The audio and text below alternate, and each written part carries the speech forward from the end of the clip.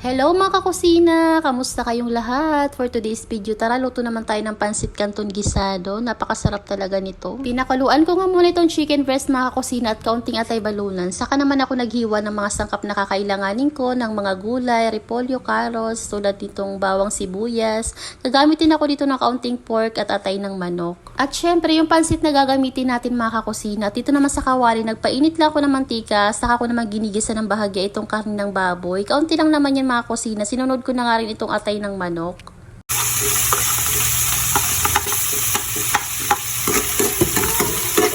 At nang okay na yung kari ng baboy mga kusina at atay, saka naman ako nagisa dito sa same pan ng bawang at sibuyas hanggang sa maging aromatic. At inilagay ko na nga dito ang hinimay ko ng chicken breast at balunan.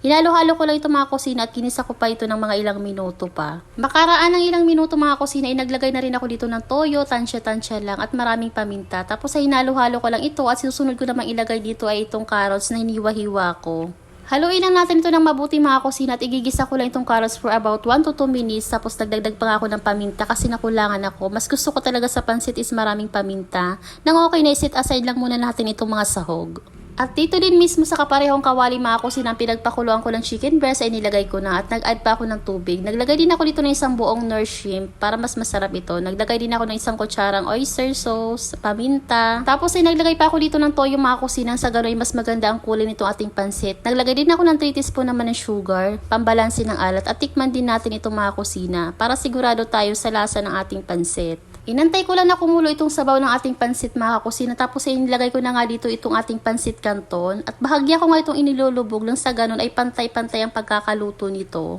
Hinalo-halo ko lang ito ng maigi mga kusina, tapos ay ilalagay ko na nga dito itong ating karne o mga sahog na ating hiniwalay kanina. Tira nga lang ako ng kaunting sahog dyan mga kusina para pang toppings ko mamaya at hinalo-halo ko lang ito ng maigi. Sa mga oras na ito mga kusina ay nasa medium heat na lang yung ating apoy dito. Mabilis lang din naman maluto itong pansit canton mga kusina, kaya naman isinunod ko na nga rin agad itong repolyo at nilagay ko na nga rin itong spring onion. Hinalo-halo ko nga lang itong mga kusina. Kung mapapansin nyo, medyo masabaw itong ating pansit canton ngayon.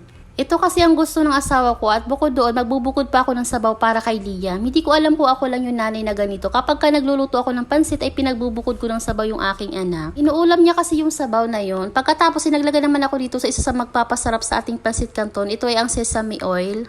Naglagay lang ako niyan mga kusina ng mga isang kutsara, pero yan naman ay optional lang. Pero kapag ka naglagay tayo na talaga namang napakabango ng ating pansit. Sa mga oras na yun ay ready to serve na nga itong mga kusina at lagay pa nga ako dito ng spring onion para mas magandang tingnan. Natatakam na nga rin ako dito mga kusina kasi naman ay napakasarap at napakabango pa. Kaya naman ay nagsandok na rin ako for the plating. Kung natakam ka nga rin sa video na ito mga kusina, ay sign na to para magluto ka na nga rin itong pansit canton na talaga namang napakasarap. At kung nagustuhan mo nga ang video na to ay huwag kalimutang mag-like and follow and pakishare na rin. And maraming pong salamat sa inyong panonood. God bless!